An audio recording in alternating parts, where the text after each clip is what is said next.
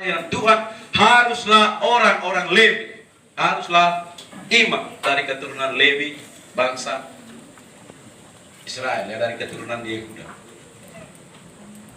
Maka gembala-gembala ini masukkan di sini, mereka yang memperhatikan domba-domba yang kemudian dipersiapkan untuk dipersembahkan di bait Allah. Karena yang harus dipersembahkan di bait Allah itu domba-domba yang tidak boleh bercacat, yang masih murni dan bersih. Jadi bukan seperti gembala. Dan mereka inilah yang menerima kabar kedatangan Sang Mesias Yesus Kristus.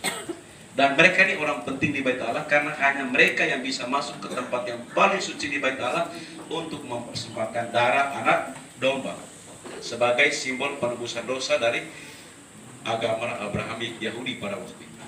Pertama, sudah mengerti ya? Jadi jangan membayangkan kita di sini. Jadi yang menerima kabar pertama adalah para imam dari keturunan Lewi.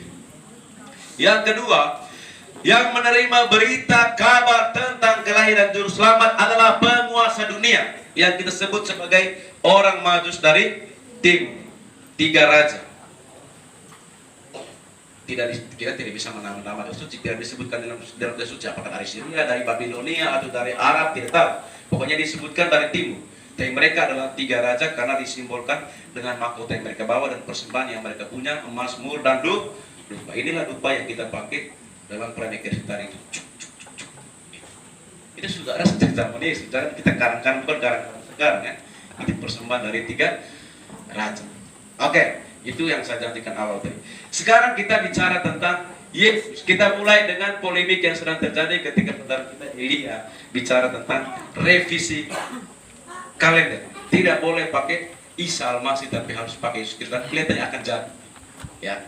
Kenapa? Karena tokoh ini berbeda. Tokoh ini berbeda. Nah, Yesus dalam iman Kristen ya, dia 100% manusia, 100% Allah. Yang kita rangkum dalam istilah Tritunggal Maha Kudus. Lalu kenapa Yesus itu masuk dalam kategori Tritunggal Maha Kudus, dan bagaimana orang Kristen mengambil doktrin tentang Allah Tritunggal Maha Kudus? Kalau kau mau jawaban yang simpel, cukup sederhana. Tinggal kau mengatakan sumber iman saya adalah kitab suci. Kalau yang simpel, kalau kamu berusaha untuk menjelaskan, kamu tidak punya dasar teologi, tidak punya dasar suci, tidak punya dasar eksegesi yang jelas, kamu akan sembarang dan orang akan makin bingung. Tinggal menjawab saja, sumber iman saya adalah kitab suci. Dan dalam kitab suci, Yesus menggunakan 3 bahasa yang memang sudah biasa dalam kehidupan manusia. Bapa, Anak, dan Roh Kudus. Selesai. Bagaimana manusia bisa merumuskan bahasa Yesus? Salah satunya Tritunggal Maha Kudus. Anak, Bapa, dan Roh Kudus satu, tidak terpisahkan. Selesai. Kecuali kalau orang yang belajar teologi, belajar eksegesi, dia bisa menjelaskan dengan secara rinci. Sedangkan kita awam umat biasa, kalau kamu semakin jelaskan, orang akan semakin gila. Karena Santo Agustinus pernah mengalami itu. Dia mampas sama mamanya, jelaskan, saya tidak mau dibaptis karena Allah Tritunggal Maha Kudus, saya tidak mengerti. Dia orang pintar, orang punya ilmu yang tinggi. Mamanya bingung, kan mamanya orang bodoh. Santa Monica. Lalu kemudian dia jalan-jalan, ketemu orang kecil, Mas gali lubang.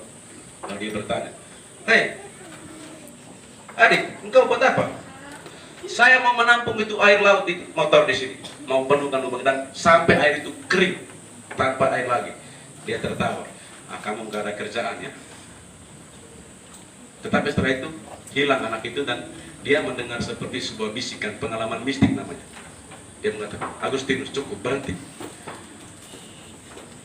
Engkau sudah tidak mengerti bagaimana saya mengambil air yang seluas samudera dan bisa sampai kering hanya